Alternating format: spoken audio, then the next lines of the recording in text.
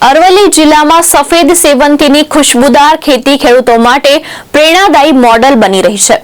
માલપુર તાલુકાના કાટકુવા ગામના ખેડૂત રવજીભાઈ મકવાણાએ પરંપરાગત ખેતીમાં નવી દિશા આપી છે। માત્ર 400 છોડથી તેઓ દરરોજ 700 થી 800 રૂપિયાની આવક મેળવી રહ્યા છે।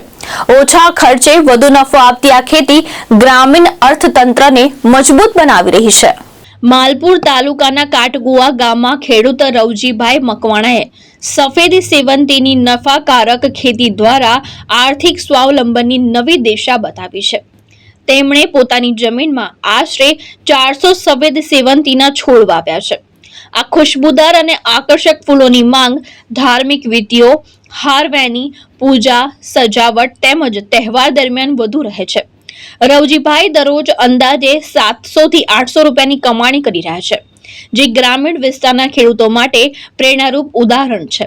ભારતમાં સેવંતી ફૂલોની રાણી તરીકે ઓળખાય છે અને તેનો ઉપયોગ દિવાળી, નવરાત્રી, લગ્ન પ્રસંગ તેમજ કટ ફ્લાવર તરીકે થાય છે। સફેદ સેવંતી ખાસ કરીને શુદ્ધતા અને સુંદરતાનું પ્રતીક માનવામાં આવે છે। સેવંતીનો છોડ જીવાત અને નેમાટોડ જેવા હાનિકારક જીવોને દૂર રાખવામાં પણ મદદરૂપ બને છે, જેના કારણે તેને ઓર્ગેનિક ખેતીમાં ટ્રેપ ક્રોપ તરીકે ઉપયોગમાં લેવામાં આવે છે। રવજીભાઈએ આ ખેતીમાં પ્રાકૃતિક પદ્ધતિ અપનાવી છે। રાસાયણિક ખાતરના બદલે કુદરતી પોષક તત્વોનો ઉપયોગ કરીને જમીનની ફળદ્રુપતા જાળવી રાખી છે, જેનાથી ફૂલોની ગુણવત્તા અને સુગંધમાં વધારો થાય છે તેમજ પર્યાવરણને પણ લાભ થાય છે। મારું નામ મકવાણા રવજીભાઈ સરદારભાઈ છે। હું ગામનો કાટકુવાનો વતની છું। મારો તાલુકો માલપુર છે, જિલ્લો અરવલ્લી। મેં આ સેવંતી ફૂલનું વાવેતર કરેલ છે।